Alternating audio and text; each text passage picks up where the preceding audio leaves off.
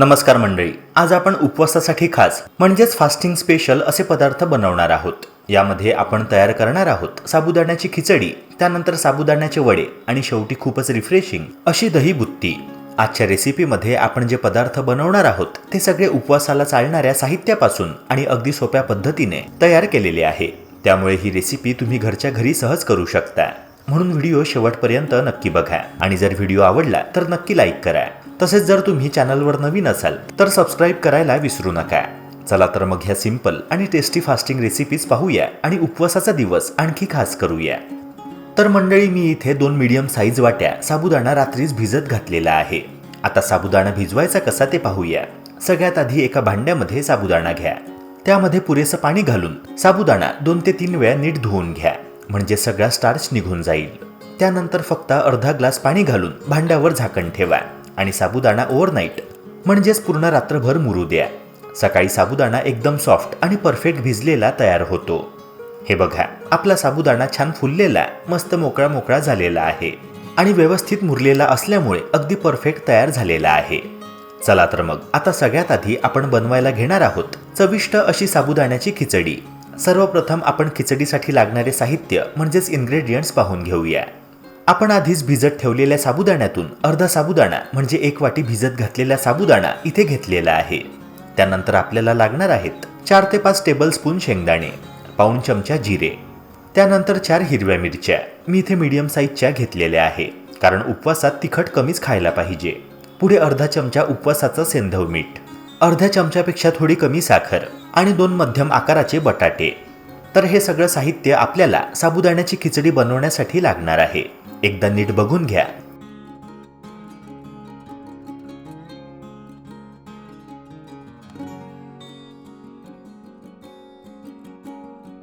तर मित्रांनो, आता आपण बटाटे उकळायला ठेवूया। यासाठी मी इथे प्रेशर कुकर घेतलेला आहे। कुकरमध्ये पुरेसं पाणी घालून त्यात बटाटे टाकूया। आता कुकर नीट बंद करून गॅसवर ठेवूया। बटाटे चांगले सॉफ्ट आणि व्यवस्थित शिजण्यासाठी किमान 4 ते 5 शिट्ट्या होऊ द्यायच्या।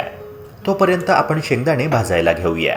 मी इथे शेंगदाणे थोडे जास्त घेतले आहे कारण आपल्याला ते खिचडी आणि वडे दोन्हींसाठी लागणार आहे।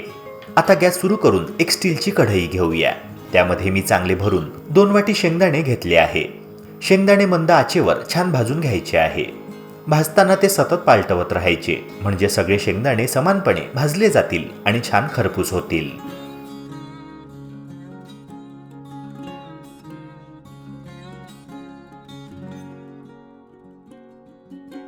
हे बघा, शेंगदाण्यांना हलकासा डाग येईपर्यंत ते छान भाजले गेले आहे। आपल्याला शेंगदाणे अशाच प्रकारे भाजायचे आहे।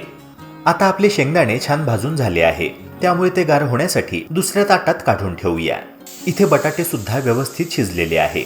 आता फक्त कुकर थोडा थंड होऊ द्यायचा आहे आणि मग पुढची प्रक्रिया सुरू करूया। चला, शेंगदाणे गार झाले आहे।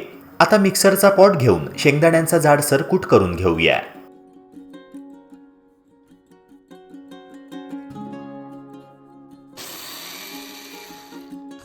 हे बघा, असा छान जाडसर शेंगदाण्यांचा कूट तयार झाला आहे। तो एका भांड्यामध्ये काढून बाजूला ठेवूया। तोपर्यंत 3 ते 4 हिरव्या मिरच्या घेऊन त्या बारीक बारीक कापून ठेवायच्या।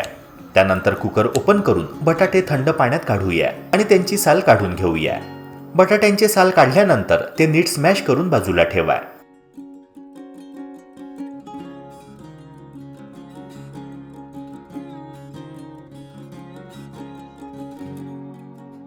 चला, आता साबुदाणा बनवायला सुरुवात करूया। मी इथे गॅस सुरू केलेला आहे आणि नॉनस्टिक पॅन घेतलेला आहे। पॅनमध्ये 2.5 चमचे तेल टाकूया। तेल छान गरम झालं की त्यामध्ये जिरे घालूया। जिरे छान तडतडायला लागले की त्यामध्ये कापलेली मिरची घालूया। त्यानंतर स्मॅश केलेले बटाटे घालून ते थोडेसे परतून घेऊया। आता त्यामध्ये साबुदाणा घालूया। साबुदाण्यावर मीठ टाकून सगळं मिश्रण नीट परतून घ्यायचं आहे। यानंतर 1 वाटी शेंगदाण्याचा कूट घालूया आणि सगळं एकजीव होईपर्यंत छान परतून घेऊया। सगळं व्यवस्थित परतून झाल्यानंतर 5 ते 10 मिनिटांसाठी झाकून ठेवूया। मधून मधून झाकण उघडून साबुदाणा नीट शिजतोय ना ते आपल्याला पाहत राहायचं आहे।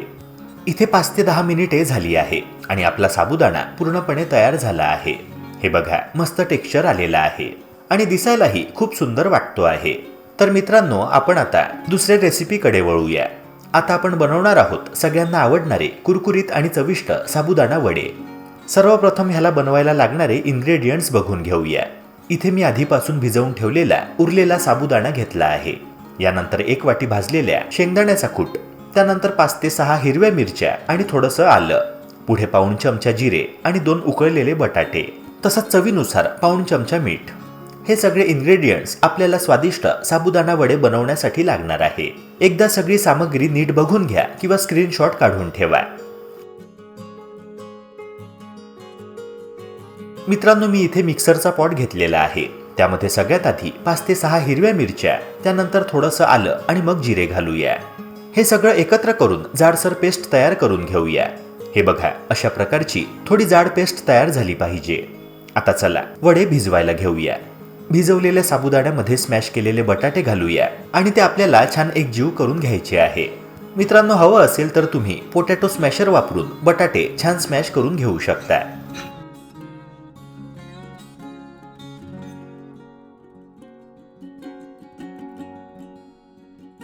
त्यानंतर ह्यामध्ये शेंगदाण्याचा कूट घालूया आणि हे सगळं नीट छान मिक्स करून घेऊया.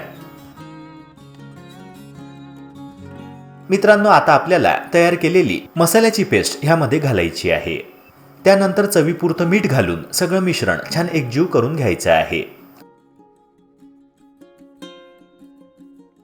सगळं मिक्स झालं की मिश्रण वडे बनवण्यासाठी योग्य आहे की नाही ते थोडं तपासून घ्यायचं आहे. हे बघा, आपला छानसा गोळा तयार होत आहे. चला आता वडे बनवायला घेऊया. हाताला थोडंसं तेल लावून वडे असे गोलाकार थापून घ्यायचे आहे.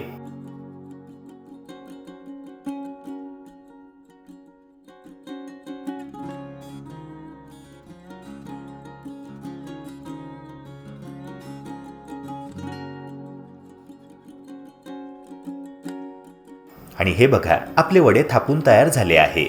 मित्रांनो, चला आता वडे तळायला घेऊया. मी इथे गॅस ऑन केलेला आहे आणि एक जाडसर कढई घेतली आहे. यामध्ये तेल घालूया. तेल एवढं घ्यायचं आहे की हे साबुदाणा वडे तेलामध्ये छान डीप झाले पाहिजे. तेल गरम झालं आहे की नाही हे आधी चेक करून घ्यायचं. तेल छान गरम झालं की आता त्यामध्ये सावकाश वडे टाकूया. मित्रांनो, हे वडे लो फ्लेमवरच तळायचे आहे, म्हणजे ते आतूनही नीट शिजू शकतील.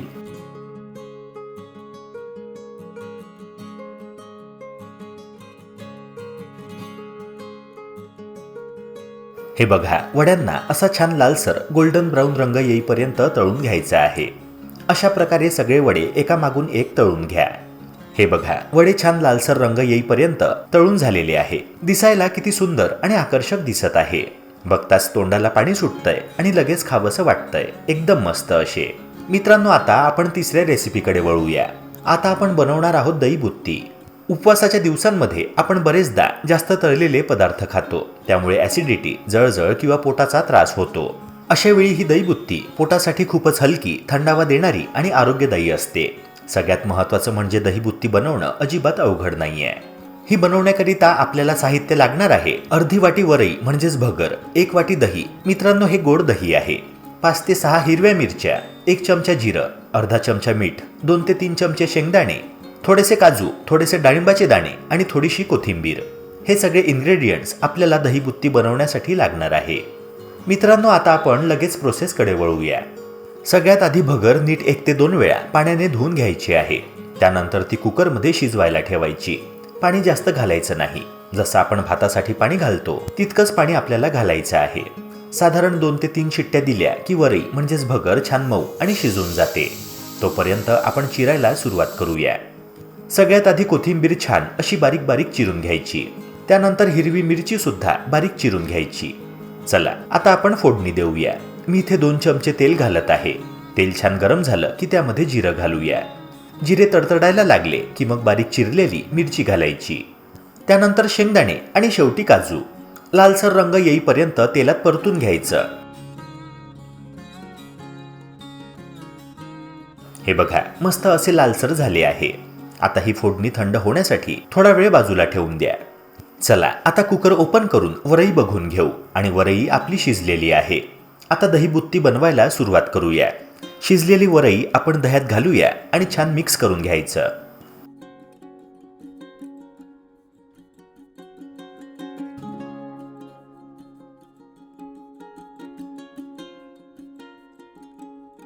त्यानंतर चवीपुरतं मीठ घालून पुन्हा एकदा मिक्स करायचं. आता तयार केलेली फोडणी यामध्ये घालून सगळं नीट मिक्स करून घ्यायचं. शेवटी थोडीशी कोथिंबीर आणि डाळिंबाचे दाणे घालायचे. बघा टेक्स्चर किती सुंदर दिसायला लागलं आहे. मित्रांनो, ह्या सगळ्या सोबत खायला चविष्ट अशी मस्त चटणी तयार करून घेऊया. सगळ्यात आधी मिक्सरमध्ये शेंगदाण्याचा कूट घालूया. त्यानंतर दही, मग मिरच्या घालूया. यानंतर कोथिंबीर, मीठ आणि साखर घालून घेऊया.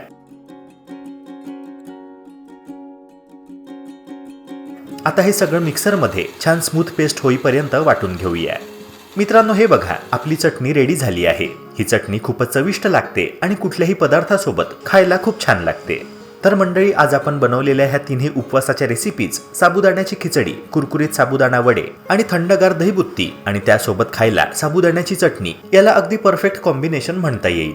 या चवीला अप्रतिम तर आहेतच, पण बनवायला सुद्धा खूपच सोपे आहे. उपवासाच्या दिवशी पोट हलकं ठेवत तरीही स्वादिष्ट खाण्याचा आनंद या पदार्थांमुळे नक्कीच मिळतो. तुमचा उपवासाचा दिवस अधिक खास, आनंदी आणि एनर्जीने भरलेला व्हावा ह्यासाठी ह्या सगळ्या रेसिपीज एकदम परफेक्ट आहे. घरच्यांसोबत, कुटुंबियांसोबत किंवा अगदी स्वतःसाठीही या रेसिपीज नक्की ट्राय करा आणि त्यांचा मनसोक्त आस्वाद घ्या. हा व्हिडिओ तुम्हाला आवडला असेल, रेसिपीज उपयोगी वाटल्या असतील तर व्हिडिओला लाईक करायला विसरू नका. तसेच जर तुम्ही आपल्या चॅनलवर नवीन असाल तर सबस्क्राईब नक्की करा आणि बाजूला दिलेलं बेल आयकॉन नक्की दाबा. पुन्हा भेटूया अशाच एका छान, सोप्या आणि खास रेसिपी सोबत.